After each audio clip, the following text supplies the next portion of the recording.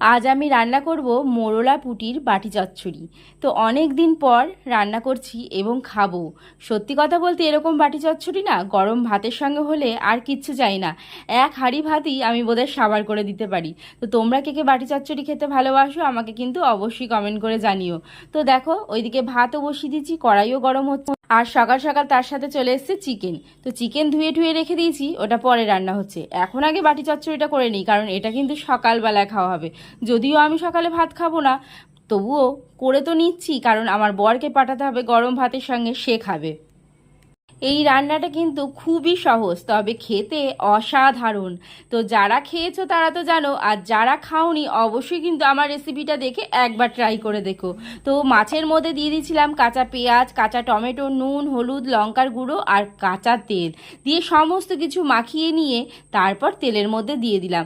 এবার দেখো হালকা হালকা প্রায় ভাজাই হয়ে গেছে সমস্ত কিছু। এর মধ্যে আমি জাস্ট একটু জল দেব, কারণ একটুখানি বেশ রসা রসা ভাবটা যেন আসে, সেই কারণে।